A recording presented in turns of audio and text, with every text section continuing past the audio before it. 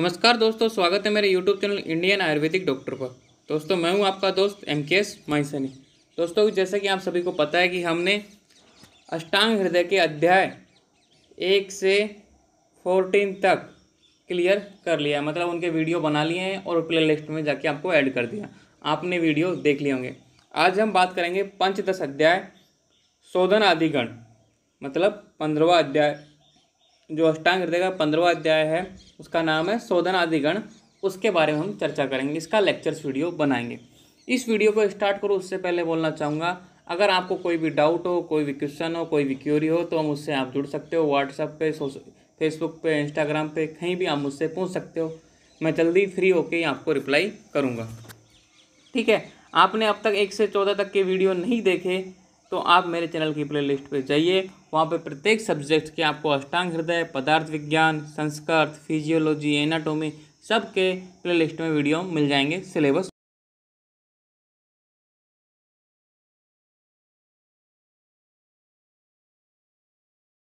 अध्याय शोधन आदिगण। दोस्तों इस चैप्टर का ऐसे है कि इसमें बहुत सारी ड्रग्स हैं, मतलब प्लांटों के नाम है, उसके क्या कार्य हैं और कौन से रोग में कौन कौन से प्लांटों के उपयोग होते हैं। तो मतलब वेरी वेरी इंपॉर्टेंट बोल सकते हैं अपन को चिकित्सा की दृष्टि से, लेकिन एग्जाम की दृष्टि से इतना इंपॉर्टेंट नहीं है, क्योंकि एग्जाम की दृष्टि से इसमें से एकमात्र क्वेश्चन आता है 2 नंबर का, वो भी कभी कभी आता है, कभी कभी नहीं आता। ये चिकित्सा की दृष्टि से महत्वपूर्ण है। अगर आपको महान चिकित्सक बनना है, वैद्य बनना है आगे जाके, तो इस चैप्टर की अपन को स्टडी करनी होगी डीपली, वो भी बाद में जाके जब अपन फर्स्ट ईयर पास कर लेंगे तब। लेकिन अब एग्जाम की दृष्टि से बात करते हैं। अपन एग्जाम की दृष्टि से स्टडी करवा रहे हैं, क्योंकि पिछले चैप्टर मैंने एग्जाम की दृष्टि से स्टडी करवाए हैं, तो उन्हीं के तरीके से इस चैप्टर में बात करेंगे। तो मैं इस चैप्टर में से इंपॉर्टेंट बातें बताऊंगा, किस तरह के क्वेश्चन आते हैं वो भी मैं बताऊंगा। क्वेश्चन आएगा मात्र 2 नंबर का, वो मैं आपको बताऊंगा। तो इस चैप्टर का एक शॉर्ट डिस्क्रिप्शन मैं आपको दे दूं।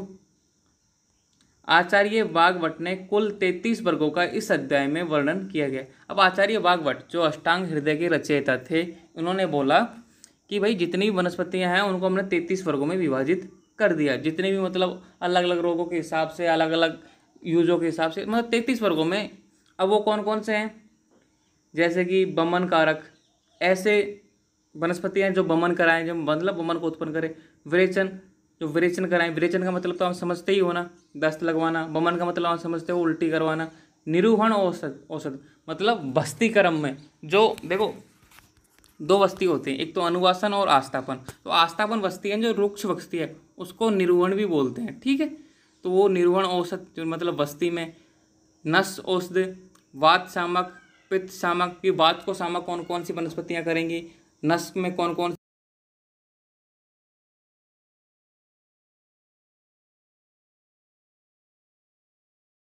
कितने गण बताए हैं? 33 वर्ग। तो इनको गण बोल दो, 33 वर्ग बोल दो। तो और इस चैप्टर का नाम दिया शोधन आदि। जैसा कि आप सभी को पता है, हम बात करते हैं आयुर्वेद में चिकित्सा 2 प्रकार से होती है, शोधन और समन। शोधन में तो आपको पता ही है कि भाई जो दोष प्रकृत होते हैं उनको शरीर से बाहर निकाला जाता है, जैसे कि बमन, विरेचन, वस्ती द्वारा। और समन में क्या होता है, शरीर के अंदर ही अपन कोई ऐसे कि वात को किससे शांत करेंगे? तेल से। पित्त को किससे शांत करेंगे? गोघृत से। और कफ को किससे शांत करेंगे? शहद से, मतलब हनी से। ठीक है, तो इसमें हम बात करेंगे शोधन। तो शोधन क्या होते हैं? वही बमन, विरेचन, वस्ती, रक्त, मोक्षण, नस। तो कौन कौन सी औषध यूज ले सकते हैं और आपको क्वेश्चन किस तरीके से इस चैप्टर को स्टार्ट करते हैं। क्योंकि इस चैप्टर का मैंने डिस्क्रिप्शन इसलिए बताया आपको, क्योंकि हर कोई डर जाता है इस चैप्टर से, यार इतनी सारी ड्रग्स हैं कैसे याद करें। कोई जरूरत नहीं है ड्रग्स याद करने की, आपको जो मैं बता रहा हूँ वो याद करना है, आपका ये चैप्टर क्लियर हो जाएगा। क्वेश्चन आएगा कि बमन कारक औषधि लिखिए। मदनफल, मुलेठी, विडंग, कुटज, एला, पीपली। एला यानी इलायची होती है, और ये मदनफल श्रेष्ठ बमन कारक है। तो आपको ये रटने ली है, मतलब ये वनस्पतियों के नाम है। जब आप सेकंड ईयर में आओगे तो इनके रस, गुण, वीर्य, विपाक, इनको क्या क्या बोला जाता है, कहाँ कहाँ यूज होता है, सारी बात करेंगे। लेकिन अभी आपके लिए इतना काफ़ी है कि बमन, जब भी कोई बमन कराओगे आप तो किसी को मदन फल खिला दो, मुलोठी खिला दो, विडंग खिला दो, कुटज, एला, पीपली, इनमें से 1 या 2 औषध का मिश्रण भी खिला सकते हो, तो उसको बमन हो जाएगी। अब है विरेचन कारक औषधि। किसी व्यक्ति को अगर विरेचन कारण है तो दंती, निशो, त्रिफला, सेवन और दूध और मूत्र। बहुत से व्यक्तियों को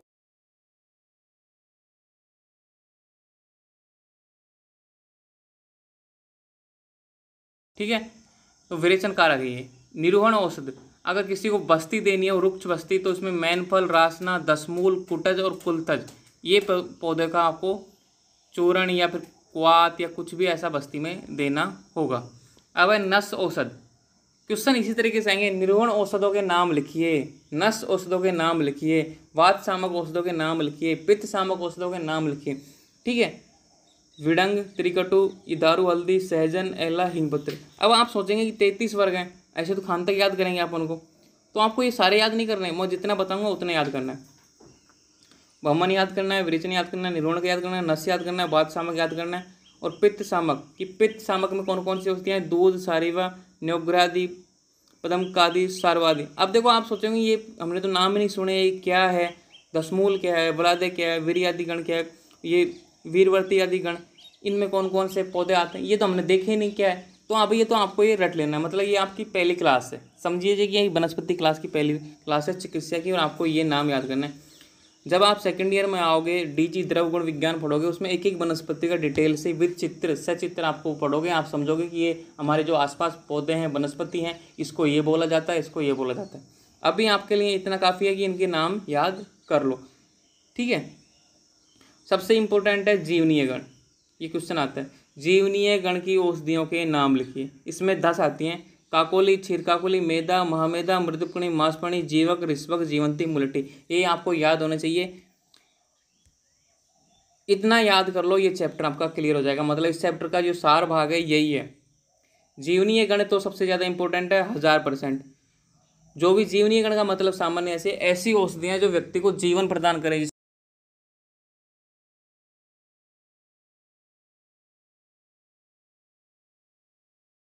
किसी व्यक्ति को अगर मान लो बोलते हैं लड्डू बांध लो अच्छे घी के, तो उसमें काकोली, क्षीर काकोली, मैदा, महामेदा, मृदकमणि, मांसपणी, जीवक, ऋष्वक, जीवंती, मुलेठी, ये इन सब के कंटेंट होते हैं। इन सब पादपों के फल होते हैं, किसी की त्वचा होती है, मतलब लेयर होती है, किसी का चूर्ण होता है।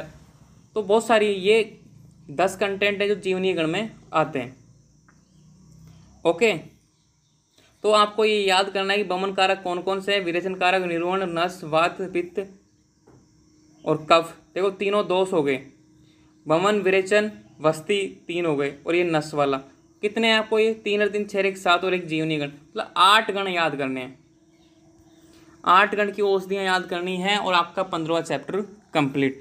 और आपको जब आगे चिकित्सा करनी है, आगे चिकित्सा में विद्वान बनना है, श्रेष्ठ बनना है, तो आपका सौभाग्य है इसको चैप्टर को डिटेल में पढ़ने का, एक एक चैप्टर पर रिसर्च करने का। बहुत सारे कंटेंट है, लेकिन एग्जाम की दृष्टि से 2 नंबर का क्वेश्चन आता है जो इन्हीं में से आएगा। मोस्टली आता है जीवनीय गण की औषधियों के नाम लिखिए, जिसमें आपको ये सारी लिखनी है, काकोली, क्षीर काकोली, मैदा, महामेदा, मृदकमणि, मांसपणी, जीवक, ऋष्वक, जीवंती, मुलटी। ये आपको तो बस रट लेना है। ठीक है भाई, जीवनीय गण से क्या समझते हो आप? जीवनीय गण से वह औषधियाँ जो हमारे मतलब जीवन अपनी आयु को बढ़ाती हैं, जीवन को लंबा बनाती हैं, रोगों से दूर रखती हैं और श्रेष्ठ को बलवान और श्रेष्ठ बनाती हैं, वो जीवनीय गण की औषधियाँ कहलाती हैं। अब देखो जो 33 गण थे आचार्य वाघभट्ट के अनुसार, उनके आपको नाम याद नहीं हो सकते, मुझे पता है। जैसे देखो पहला है जीवनीय गण। जीवनीय गण का प्रमुख कर्म क्या है? ये क्वेश्चन आ सकता है कि जीवनीय गण का ओजवर्धक, ओज बढ़ाती है। ओज कैसे? मैंने बताया ना, आपकी इम्यूनिटी मजबूत कर देगी, आयु को बढ़ाएगी। आयु तभी तो बढ़ेगी जब इम्यूनिटी मजबूत होगी, कोई रोग नहीं होगा। और रसायन एक तरीके से, ताकि आपको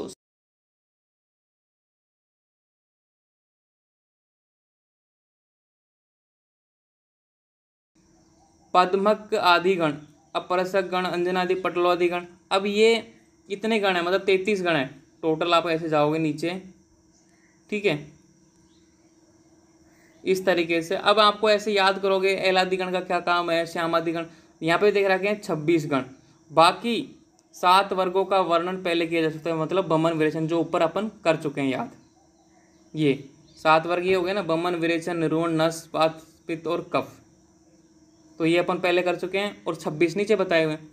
क्वेश्चन तो देखो ऐसे ऐसे भी आ सकते हैं आपसे, आरगवादी गण का प्रमुख कार्य क्या है? अब आपको याद ही नहीं है आरगवादी। कुष्ठ, प्रमेय, ज्वर, विष, कंडू, छर्दी, नाशक, दृष्ट और वर्ण शोधन। ऐसे आरगवादी गण का प्रमुख कार्य, मतलब जितनी भी औषधि है ना आरगवादी गण में, जो आती हैं उनका कार्य ये है। ठीक है, अब वरुण आदि गण का क्या कार्य है, लेकिन आपको इतना डिटेल में नहीं जाना क्योंकि ये चैप्टर इतना डिटेल में है, ये आपके पीजी लेवल के हिसाब से और आपकी जो पीजी की तैयारी करते हैं ना उस हिसाब से इंपॉर्टेंट है, ना कि फर्स्ट ईयर के हिसाब से।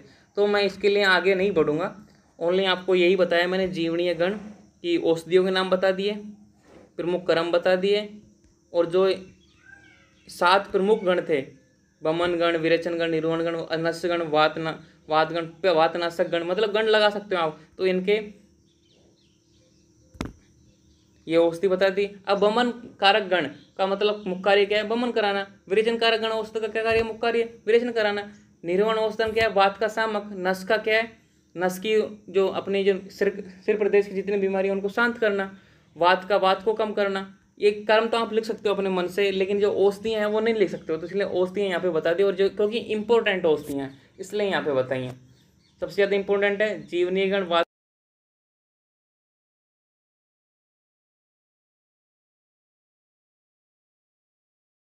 पे गुड़ित्यादि गण,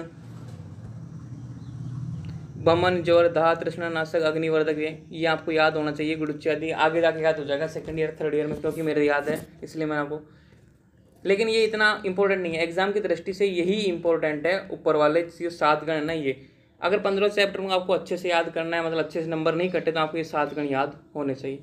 आई होप आपको समझ में आएगा। अब हम अगला चैप्टर स्टार्ट करेंगे, 16वां अध्याय, जो बहुत ज़्यादा इंपॉर्टेंट है एग्जाम की दृष्टि से। डेली एक वीडियो आएगा आपको चैप्टर का। Thank you. 15 चैप्टर कंप्लीट होता है, क्योंकि मैं डिटेल में नहीं जाऊँगा, जितना आता था एग्जाम में उस हिसाब से मैंने बता दिया। धन्यवाद। Please like, comment, share and subscribe.